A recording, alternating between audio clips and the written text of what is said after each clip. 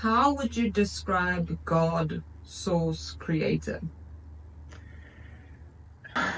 It's three different things. There are gods, there are creators, and there are souls. Let's start with the gods. Who are gods? Who we can call God? And what's the difference between God and creator? This is the biggest misconception. Where humanity sees gods and creators as one being.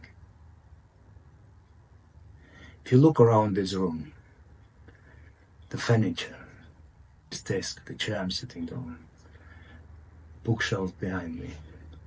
There was a day, it was just a figment of my imagination. I put it with a pencil on a paper, and a couple of weeks later, we manifested into reality. So can you call me God of this furniture, or I'm a creator of this furniture? Yeah, it's a big difference. So gods cannot, we refer with someone we call gods when it's got relationship to humanity, not to the animal world, but to humans.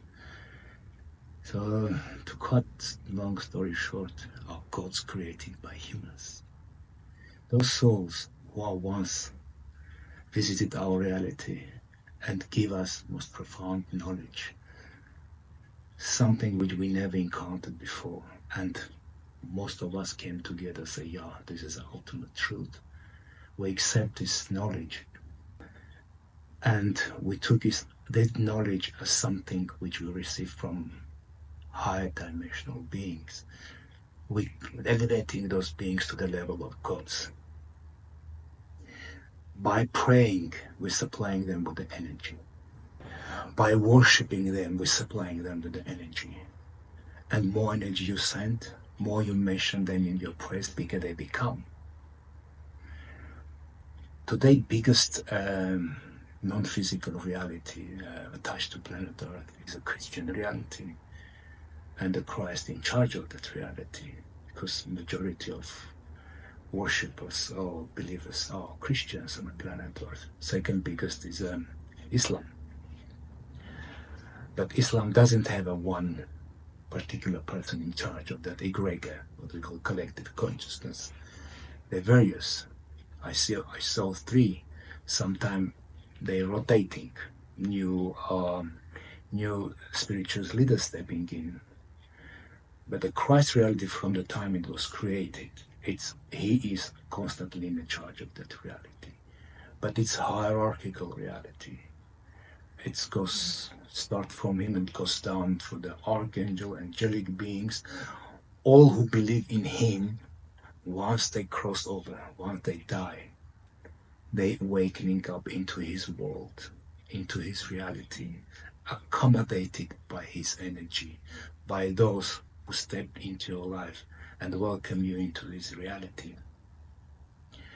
So this is about gods, the creators. We got creators of this reality who come up with the idea of creating this school where our souls can come and have a physical experience. Everything around us has got its own creator. I'm not talking about what humanity created. I'm talking about plant world. I'm talking about animal world. Each type of animal has got its own creator, and they are very thoroughly monitored how the process of incorporation. Every time they create new animal, and it gives into Gaia to implement to planet Earth, and they thoroughly watching it. The progression. Are they doing well? Are they able to procreate? So it's a very complex reality we're living in, with many creators. So gods are elevated to the level of gods by humans. We had many gods before, ones we've got now, and we will have many after this ones. That's how this world is structured. New times brings new gods. Every new civilization which steps into this reality comes with their own gods. Now source. Source, it's what create energy with creators using to create anything on the planet Earth. They're using energy of the source. They are part of the source. This is what source is. It's everything. And it's impossible to describe it. How to describe something which is everything. This is what, by saying God, we're trying to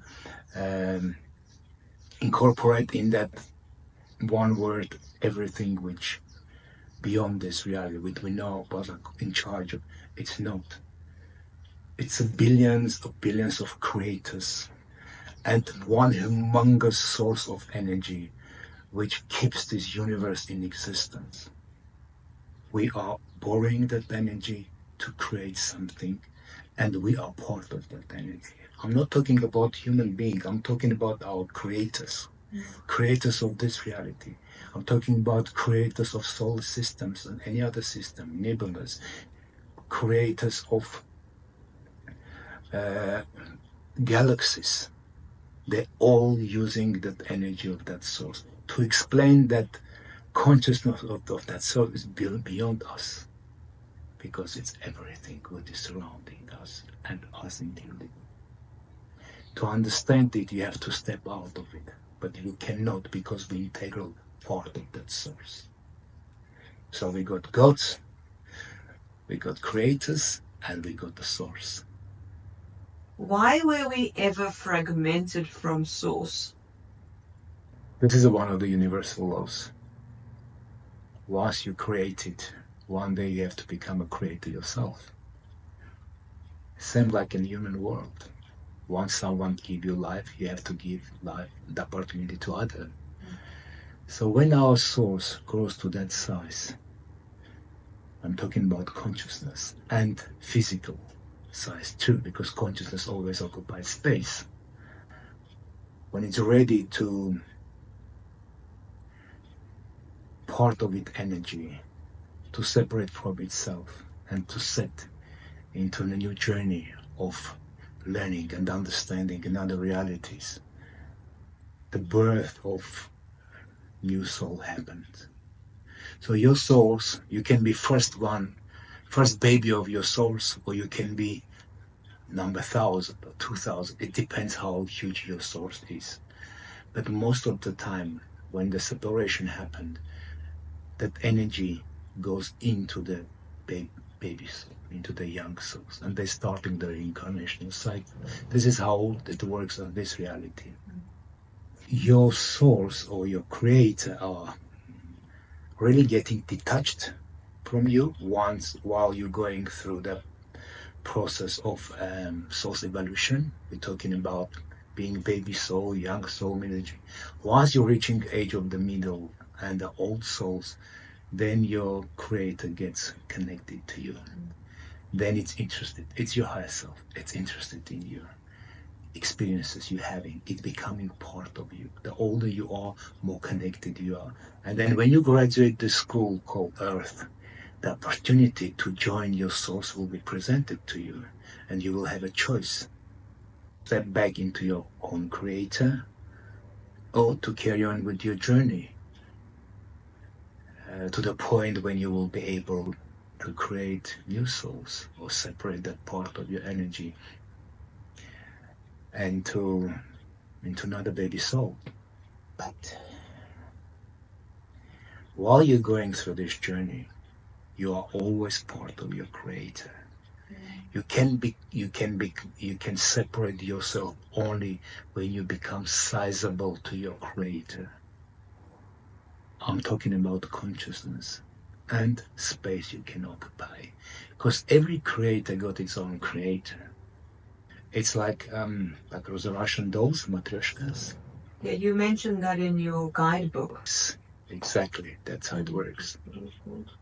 So you grow into your space provided by your creator, allocated in its body of consciousness, until you become so big and you're ready to be separated or incorporated in your into your creator, and his knowledge, his experiences will become your experiences.